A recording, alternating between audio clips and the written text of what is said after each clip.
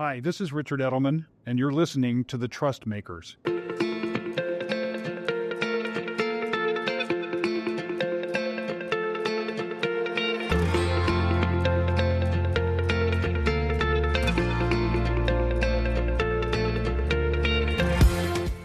Hello, I'm Kirsty Graham, Edelman's US CEO.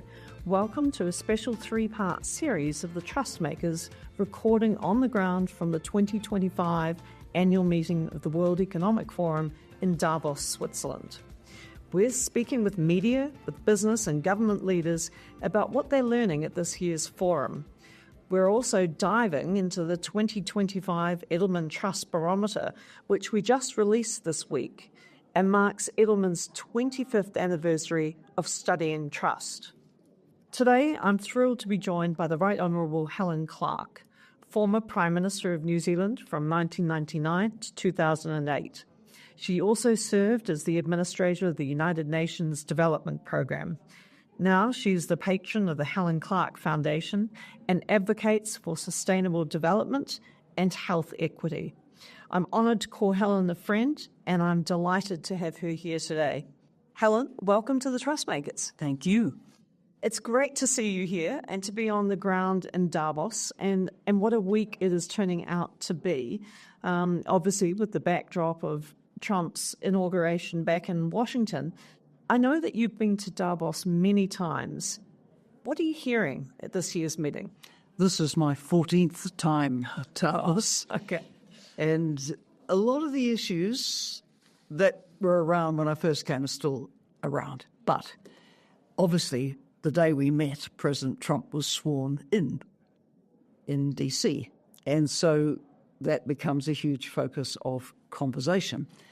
And I think those who come here are looking for insights into how others are going to navigate this transition, because it is a radical transition from the path that the Biden administration was on. For the rest of the world, we also see a United States back in an isolationist phase, and that is not new. They've been missing in action before.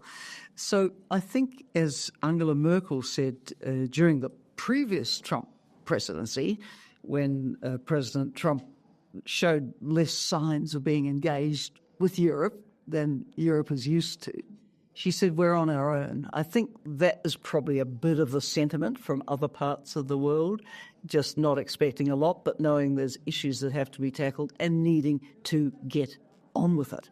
But of course, if you're Ukraine, for example, how the administration proceeds is of great interest. If you an American company which is under regulation or where the federal government has some interest, you'll be on tenterhooks at the moment. So everyone's gathering intelligence, I would say, at Davos. I think that's a very good way of summarising it, of gathering intelligence. So many conversations around leadership, of navigating volatility. I know that you have worked extensively with the WHO. I know that you're very engaged, including this week, on climate sustainability conversations. There are some early indications of where this new administration is going on these issues.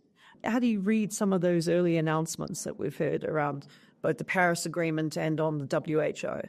I chair two organisations which are hosted by WHO in Geneva, and I co-chaired the independent panel set up by WHO to report on what had happened in the pandemic response. So I've been very associated with WHO, even going back to being a health minister in the late 1980s when I attended the World Health Assembly. So, bottom line, the United States indicating that it wishes to leave the World Health Organization is not in the interests of the health of Americans, nor in the interests of global health. Why do I say that? It's because the WHO is the lead global health authority, and under it sit very important regulations like the international health regulations, which govern how we respond to pandemic threats. Here is the United States of America with H5N1 cropping up in quite a lot of places. Not yet sign of human-to-human transmission, but if there were, does the US want to fight H5N1 on its own, or does it want global solidarity and the whole system packing in? So This does not make sense to disengage from the international rules-based order in global health. It's as basic as that. Fascinating. And you are right that even in the meetings I've been in today, there's still so much of a conversation around the lessons of COVID in terms of both leadership, in terms of, the standing of science in our society now. Was that a tipping point on misinformation? What it meant about where people got their information? Do you worry about where science is? And when there's so much talk about AI, how do we make sure that in these huge global issues that people are looking at science and looking at fact?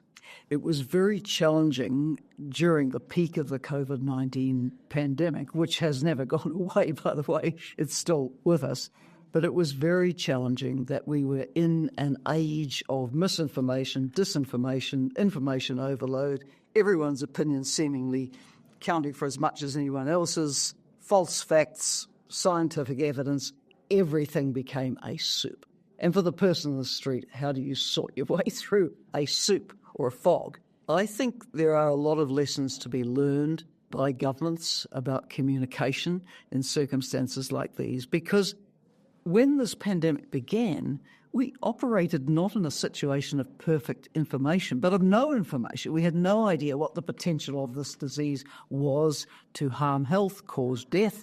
We learned as we went along. Leaders acting in good faith acted on the best information they had, but it wasn't always good enough. And that's what needs to come out in the reflections as countries do their analyses of what actually went on. I think we need to put a lot more emphasis on communication via peer groups that people do listen to. So I may be very skeptical about anything my government says to me, but if someone at my doctor's practice is telling me that probably, all things considered, I should be doing that, I'm likely to take more notice of it. Or if it comes through a youth influencer on TikTok, it's amazing the extent to which young people actually get all their information from TikTok. So there's just got to be different channels of communication appropriate to the peer groups. So I'm fascinated you raised that because, two reasons. One, when we launched this year's barometer the other day, Gillian Tett actually made a very similar point, talking about the next generation and talking about how we say trust has gone local. But her point was, in this generation, the peer-to-peer relationship matters so much, and are we indexing enough on that? And when I think about in the height of the pandemic, when we did a report on trust and health, we found exactly the same thing. Some part of the population, would turn to the National Health Authority for guidance, but almost in equal measure would turn to people they trusted, whether it was friends and family or people in their community. There was also a really alarming statistic at the time that I think it was for young people between 18 and 34. I think it was more than half believed they could be as well informed as their doctor by doing their own research on the internet. When you think of the leaders you meet with and governments you're talking to, do you think government has recognised that media and where people get their information has changed as radically as it has? If they're recognising it, they're not really acting upon it. So if I think back to the New Zealand response, and I was there in New Zealand locked down for 2 years with it, what we observed was that it wasn't until the response devolved through groups that related to communities, Māori Health Services, for example, with Māori Indigenous people, Pacifica Services with the Pacific people, being able to communicate directly with the migrant communities, then you could bring people into the response. I don't think in New Zealand we really got our heads around the youth dimension. Yeah, and the extent to which what was happening on TikTok would have had an influence. But we can learn from all this. There's no 101. What are people listening to? Where do they get their information from? How do we get into those networks? Who do we link up with? Who are the partners? This is the way we need to be thinking strategically about communication now. That is such a profound point when I think about the work we do at Edelman. And even in the Trust report, we're looking at these 4 different institutions, NGOs, business, media, government. And if you look at how profound the changes and the extent of the challenges facing the world right now, no one institution can solve any of them. And so this piece around who you work with, your partnerships, and how you communicate, I think is just a massively big issue for the world we now live in.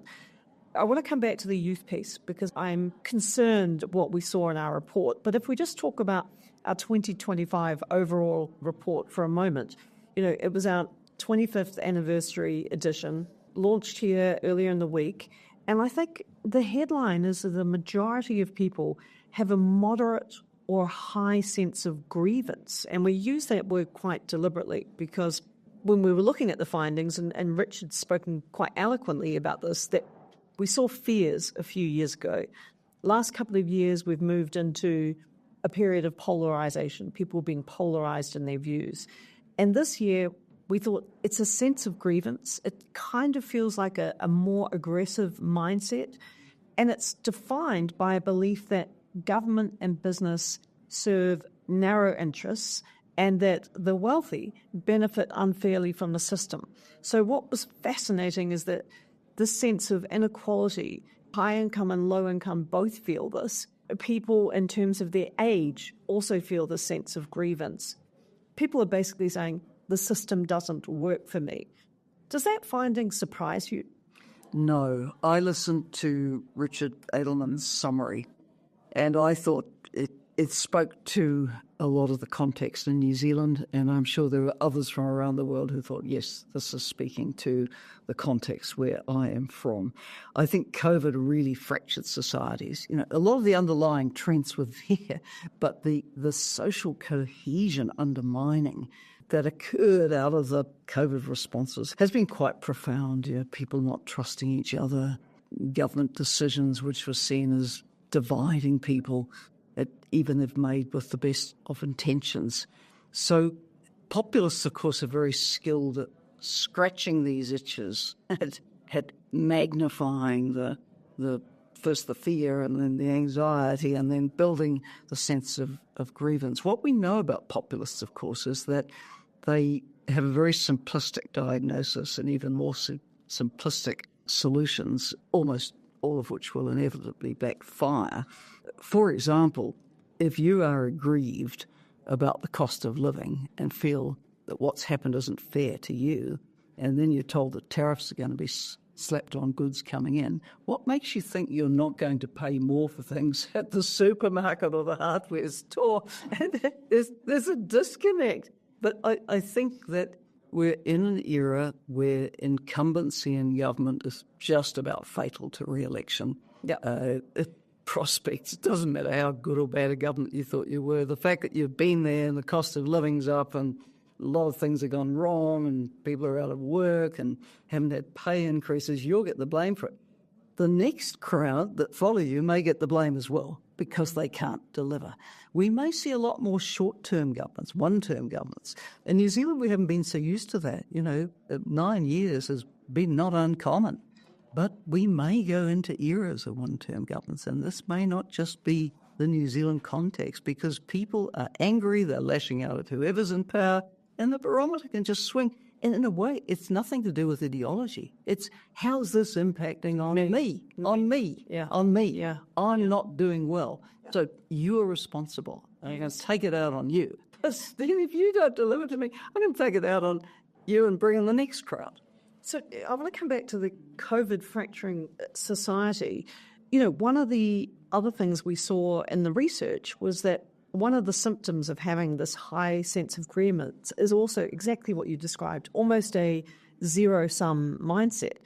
53% of people with high grievance said that they believed people who didn't share their politics, whatever they were doing, came at a cost to me. So if you win, I lose. And that attitude means repairing polarization and instilling collaboration, whether it's local, whether it's regional, or even global, becomes so much harder. As a leader, how do you think about bringing people together? If COVID fractured society anywhere around the world, how do you build that back? I think we really need some governments elected around the world who are, in a way, back to basics. I remember as a young political leader going on a tour of the US under one of the grants and speaking to people who'd been advising political campaigns. And what I recall was people saying, public doesn't really expect much of governments anymore, but there's some things they absolutely want you to do. Their kids have got to be educated, and there's got to be some basic safety net that they can fall back on when times are hard. I think people aren't looking for bling in governments. They're not looking for excitement. They're looking for basic delivery. Is my income up to the living costs? Can my kids get to college? Can I afford the medical insurance? Is my housing affordable? And any government now that takes its eye off those basics is going to suffer, because people do feel hard up. They do feel pressed, even well into the ranks of what you might call middle class. Not only low-income earners, it's the double-income family that's feeling pressed. So that data point you gave of, back to basics is so interesting, because that was one of the findings. When we asked people, how do you feel it's really a measure of economic optimism? I think it was Western democracies in particular. It was so low, lower than we've seen ever before. I think the highest was the US at 30. So I think you're really striking a chord in terms of delivering on those basics, irrespective of it's left or right. Yeah. I think that's what people are saying. Yeah. Coming back to communication, people see government leaders as legitimate when they think that the government does understand the people they serve and the needs that I have, that you are serving me. How do you think government needs to think about communicating with constituents in a time of a zero-sum grievance mindset?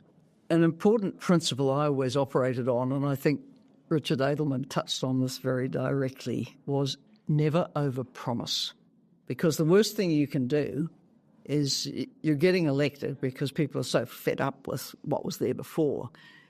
But if in your campaign you make promises that you're not going to be able to keep, you will let people down pretty fast. So building trust is a lot about transparency. If I'm elected, this is what I can do in a first term. I'd like to do more, but I can't see the way to that yet. But I can do this much. And better to have a bird in the hand than two in the bush. So never overpromise. Mean what you say what you mean. Don't say you're going to do things you can't do. And really, I think electors around the world are pretty sick of governments coming into power and saying, oh my goodness, there was a hidden fiscal cliff or a black hole or something. If they'd done their homework, they should know exactly what the fiscal situation is and not make promises which can't be accommodated within the envelope. So fundamentally, this calls for a lot more honesty in politics, a lot more transparency. And I think the public are looking for that. They want to be levelled with. They don't want a fairy story, but they want to know, what will you be able to do? Can you keep your word? Can I believe in you? Can I trust you at all? Because I've put trust in others before and it hasn't worked out. So I think it's really levelling with the public in a very basic way that I do mean what I say, and I do believe I can deliver on it. Again, I think that is exactly what we're hearing through the data, the sense of polarisation. But there's a question around whether in politics, and you could say even in the media, that there has been such a push over the last few years to the extremes, and that the vast majority seem to be saying there's a lot to be done in the middle. Meet my basic needs. Don't blame the other guy, the other person, the other party, but show me that you are looking out for me. I think that's a very good point on transparency. And I know that when you were the administrator, UNDP, you spent a lot of time on poverty reduction. One of the other trends that we've seen for the last few years in the Trust Report is this increasing mass class divide. And by that I mean that low income are far less trusting of the four institutions than high income. And we've seen the last few years double-digit and a gap between that. From your perspective, what do you think is driving that? And how do institutions and leaders respond to this mass class divide? I think for people who are really down on their luck. They don't know where the next cent's coming from. Why would they have any sense of trust in the institutions? Because it's not working for them. Right. So in order to build trust, you have to ensure that the policies are inclusive, that there's a state for everyone in the society, that you're not going to leave people behind and say, oh, well, they made mistakes in their lives, that's tough, they've got to wear them now. No, you've got to try and create an opportunity corridor for everybody so that people think, yes, my representative in Congress or Parliament or the Minister of so-and-so or whatever, they're looking out for me. And we know it's tough, but at least somebody's going to do something for us. I think that'll be pretty basic to rebuilding that trust. And I guess you've seen that all around the world, that there's a point that I think so many people are making, because what we found fascinating with the data this year was it was so widespread. Yeah. But here's another issue. UNDP had a report on these matters years ago, which I released, and one thing that stood out to me in it was the statement that the more unequal a society is, the harder it is to ever get reforms. Because the poorest and most marginalised stop voting, they stop participating. So those who are campaigning aren't even thinking about them because they're not going to vote, so it almost don't matter. So where you have this huge stratification, people get left behind because it's really not in anyone's interest to campaign and advocate for them. Now, that, of course, is incredibly damaging to society if you take that approach, because if you leave people without work, without hope, can we be surprised that young people join criminal organisations? No, of course not. I've got two other questions for you. One's around young people. You just said it. One of the most startling findings in this was around people who have high grievance, who feel the system is not working for them. More seem prepared to engage in what we termed hostile activism, and that is things like spreading misinformation, saying unkind or hateful things online, and in some cases even resorting to physical violence. And I think in the ages between 18 and 34, we saw over 50% of people thought that engaging in something like that was a way to get the system to notice. When you think about young people and you think about, I think they question capitalism a little more. You think about what's coming in AI and what that might mean for entry-level jobs. You think about the toll that I think some aspects of social media have played on young people's mental health. How do you think we should be thinking about the next generation? And what do leaders need to do? That finding that 4 out of 10 people surveyed approve of hostile activism, I found the most disturbing finding in the whole report. And that 1 in 10 would support violent activism. This is very, very destructive. How did we get here? And it explained quite a lot to me about the way people behave on social media. I'm prolific on social media. And there is trolling, which I immediately block because I'm not going to give it a moment's thought. But the level of hate and venom that comes from people, what is driving this? So where do we go to on this? Do we go back into our education system and think, and what messages are coming out of education? Do we need more values imparted in our education? This is a tricky area. But by values, basic values like, it's not all about you. You live in a society. We have obligations to each other. If my neighbour's poor, I'm poor too. I don't steal. I don't do X. I don't do Y. Just basic values of looking out for each other and caring. I'll give an example of something I found very touching recently. I was waiting to see a friend in a retirement village. And in the whole cafeteria area were children from the local school who were working on projects together with people in the retirement village. And these children came down to the school and sat with the older people, and they each exchanged ideas. I thought, we need to see more of that. It was so touching. And I thought, full marks to the school for making these links. So that, to me, that is a profound finding. I don't think we talk about this enough, but it's surfaced in every breakfast or dinner I've been at this week, the sense that we're making rapid technological advancements, but we have to remember what it is to be human. Someone said, more FaceTime, meaning sitting opposite each other talking, less FaceTime, meaning the device.